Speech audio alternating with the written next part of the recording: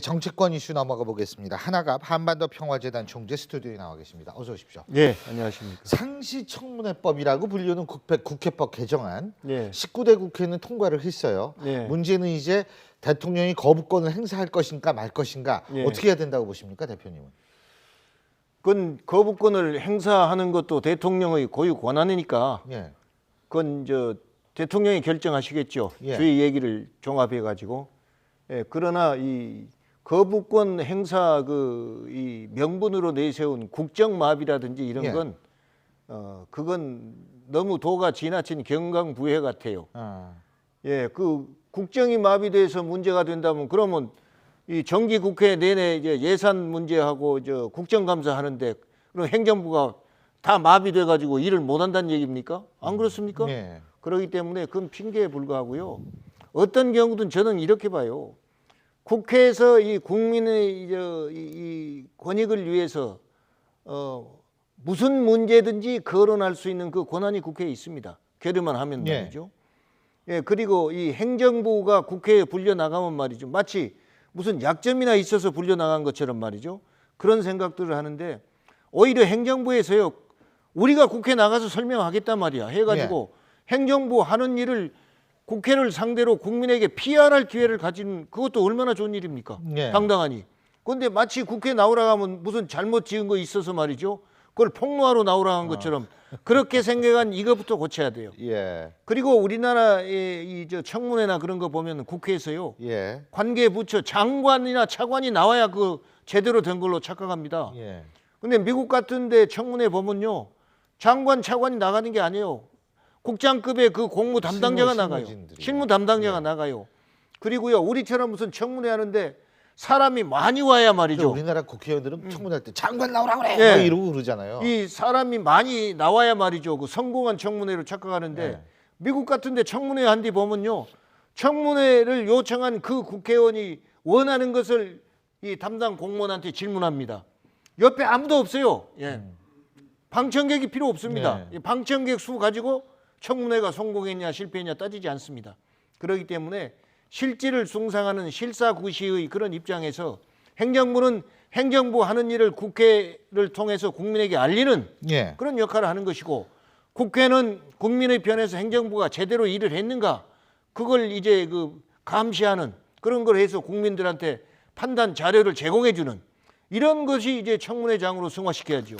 근데 이제 사실 여태 청문회가요. 이 국회의원들이 반말하고 말해요. 그러고 막 솔직히 좀 일상 용어가 아닌 비상식적 용어를 사용하고 이런 경우도 좀 많았잖아요. 그런 어떻게든 경우도 뜨려고. 들어 있습니다. 그리고요.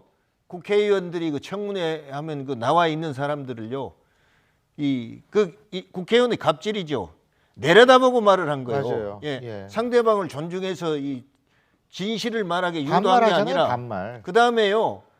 이 국정감사 때도 그래요. 공문하고 이 일문일답하다 자기가 답변 못하고 꿀리잖아요. 그러면 느닷없이 말이죠. 어이 국장 답변하는 태도가 뭐야? 그렇죠. 이러고 시비하고 나와요. 그러니까 이런 걸 전부 고쳐서 말이죠. 실력 대 실력으로 해야 돼요. 대표님이 역시. 그리고 공무원들도요.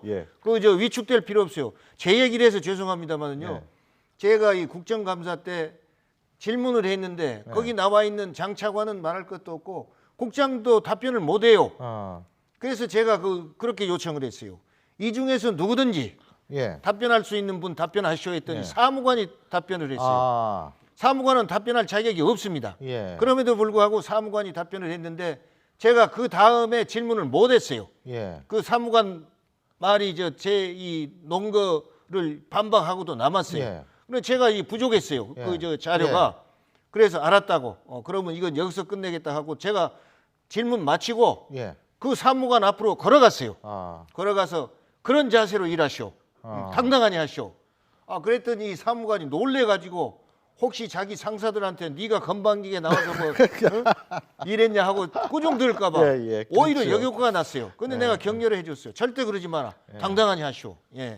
그렇게만 들으면 참 좋죠.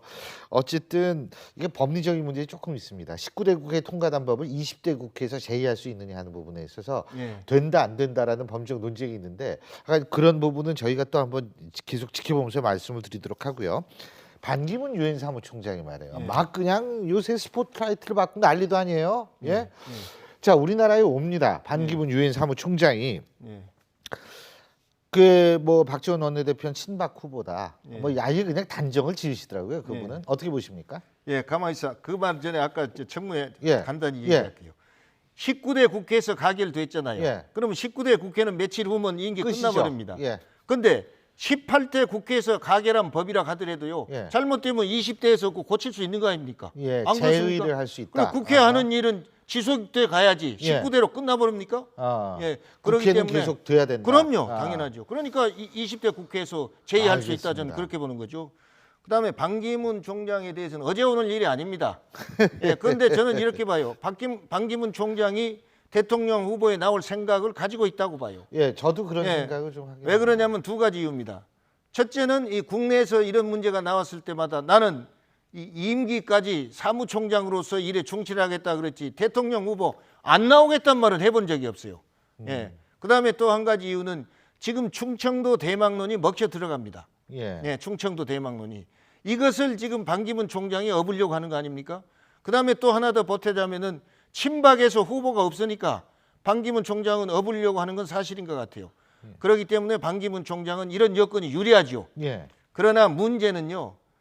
예, 어떤 경우든 내가 이 음식을 이 좋은 음식을 준다 하더라도 그걸 소화시킬 내 건강의 능력이 있어야 되는 거예요. 예. 예, 그런 식으로 아무리 여건이 성숙했다 하더라도 내가 그 일을 감당할 능력이 없으면 못하는 거 아닙니까? 그런데 사실은 이 반기문 총장에 대해서는 여러 가지 얘기도 많지만은 무슨 결정을 할 때 말이죠.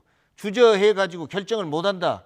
막 이런 그 얘기들 많이 합니다. 근데 사실은 제가 이 저 지인 중에 충청도 부여분하고 이 예. 반기문 총장 얘기를 좀 했어요.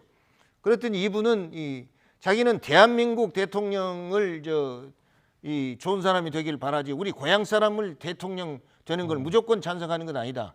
반기문 총장은 이것이냐 저것이냐 둘 가지고 결정하라 할 때 결정을 못한 사람이다.